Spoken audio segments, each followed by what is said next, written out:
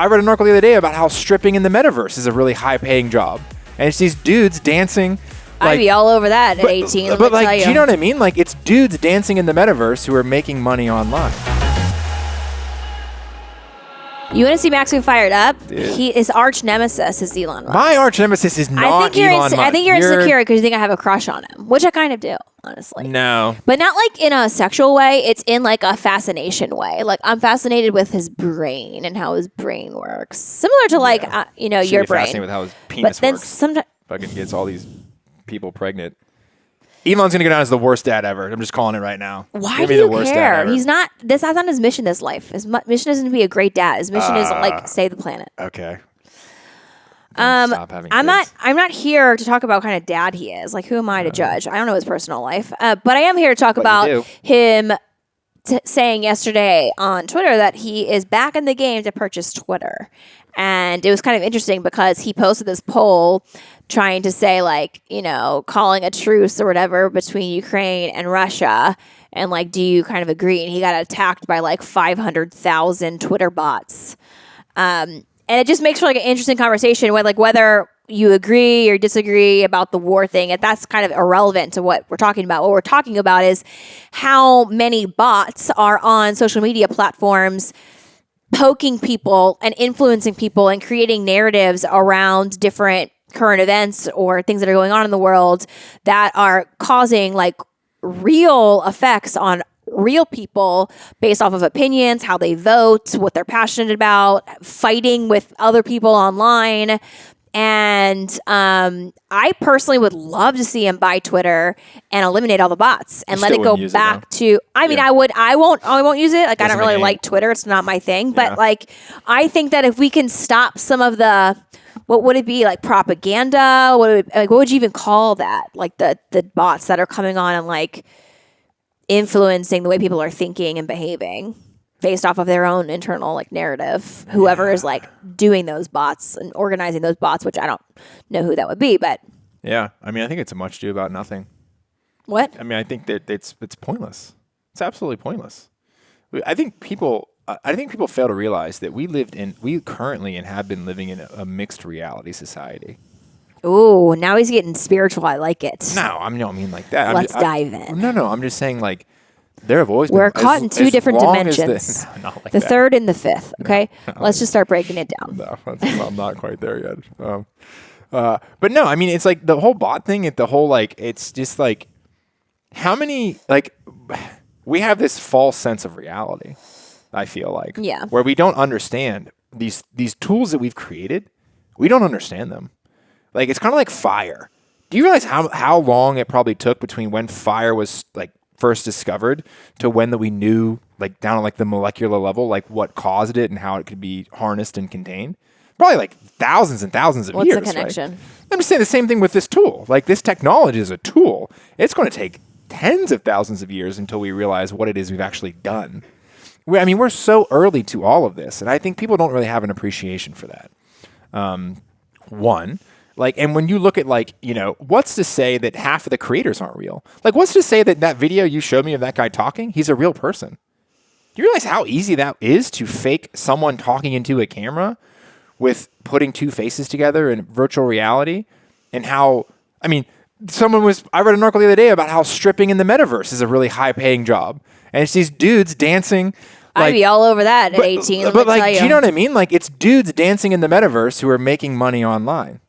Like, good for them. But like, and that's not the point. The point is bots are a big problem on social media. What's the difference between a bot and what I just described? What's the difference between a bot and some AR? And someone having an OnlyFans on virtual reality? Yeah, correct. That's not real. I'm saying what you're seeing is not real. So if you're seeing 500,000 opinions or votes that aren't real. The problem is people think it's real. People think the bots are real. Correct. So you get rid of the bots, and then what's going to happen? More fake. Like it's like you're trying to. But if you get rid of the bots and you just leave real people with their real opinions, then I feel like that's public square. So then what's to decide if it's real? So this is an interesting thought experiment. So what makes something real?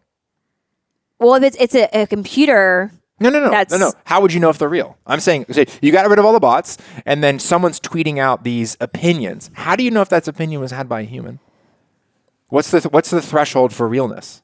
What do you mean? Like, how do you know that that's a real opinion? The difference is it coming from a computer that's generating tens of thousands of tweets to say the same thing? No, or is it one profile that's linked to a person's ID card or license that actually is that person saying that? Whether that's a lie, whether that person's just like, whatever, that's only one person. But what's happening is one person's writing something and then they're triggering 10,000 other bots to write a different variation of that same thing. So they're magnifying their voice by 10,000 when if it was just the real person, that would only be one voice from one person, which I think is what it should be. But so I'm not disagreeing with you. I just don't think you understand the problem.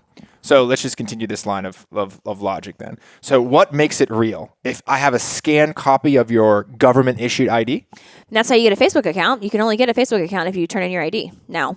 Oh, I didn't know that. Yeah. Okay. So does that benefit? Same with Instagram. So, you can't. So do you think there are no bots on Instagram? But there's Facebook, a lot of bots. You cannot make a Facebook profile anymore unless you have a license that you take a picture of and it is approved by Facebook. Okay. I would argue that most of the Facebook profiles that have been created are not relatively Well, of course, new. because Facebook is the dinosaur in the room and they didn't start by doing that. So there's a ton of fake accounts on Facebook that had been made before that was a process. But over the couple of years ago, they started that process. So I've tried to go on, to be quite frank, because I don't want I don't want Nancy Anderson Fit to be like out there. You know, sometimes I would like to have like a private account. So I tried to make a private account on Facebook. I couldn't even fucking do it because I had to link it to my license, and my license is Nancy Anderson. So, I have one. I have a burner account on Instagram because Instagram didn't make me do that, but I don't have one on Facebook or Twitter. So the point is, it's a trade-off, right? It's an extra barrier of entry.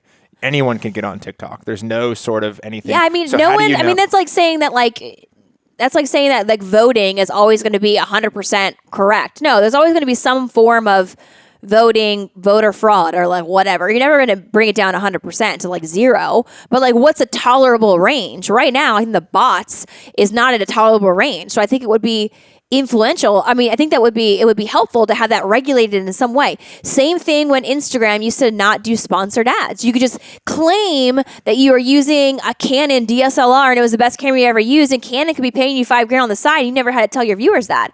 Well, that needs to be regulated. So Instagram came in, they started regulating it. I think everything like the this FTC regulates it. Whatever. Yeah. You know what I mean?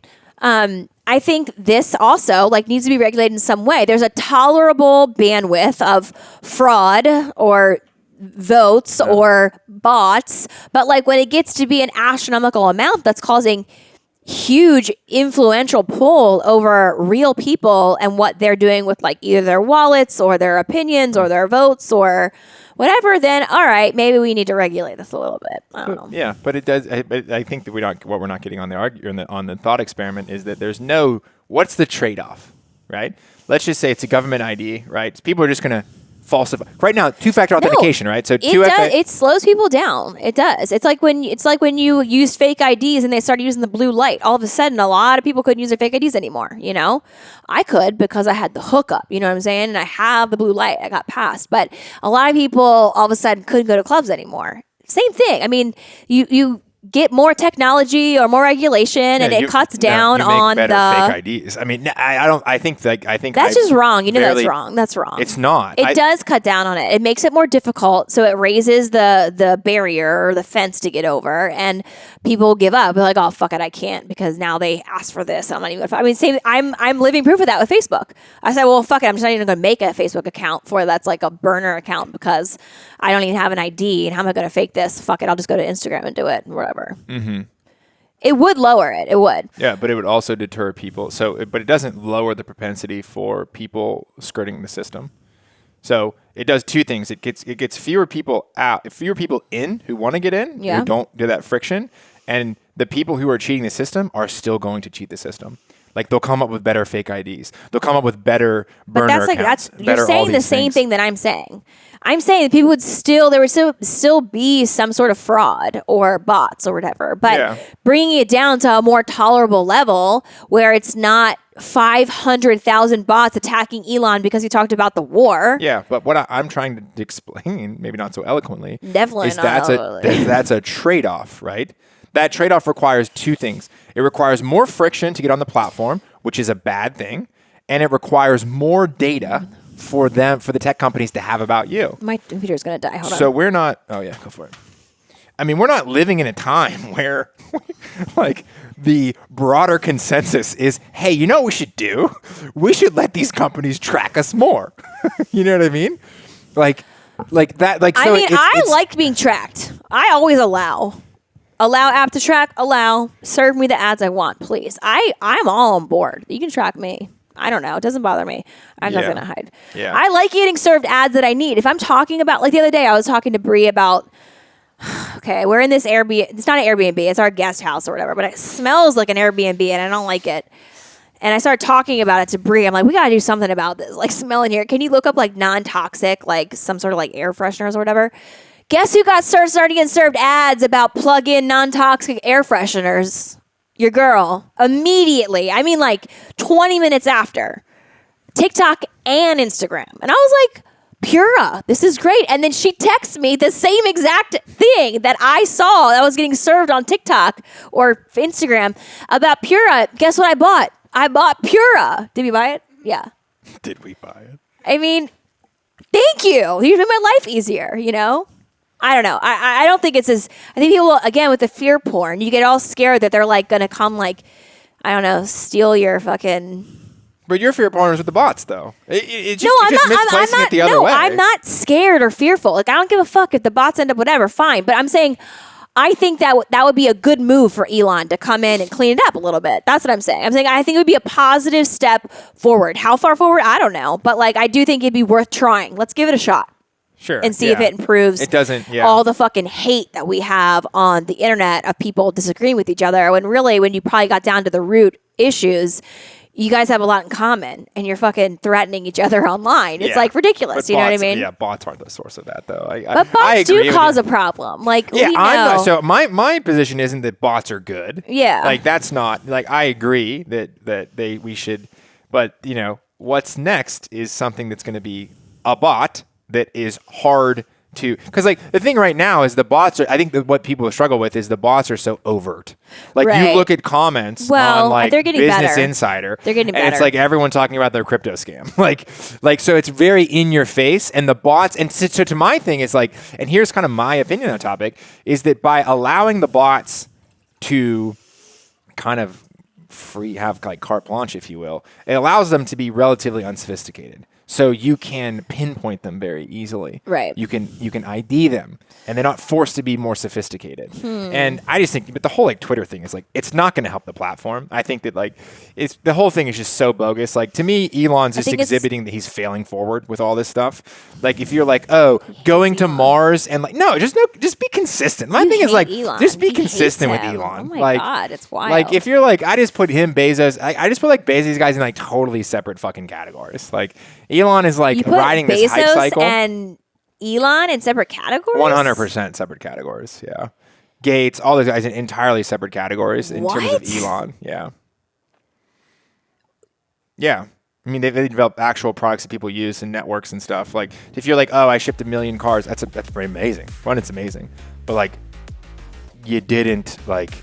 Guys, would you put Elon and Gates and Jeff Bezos in the same category of entrepreneur and innovator? Or do you think Elon is not an innovator? The other two are.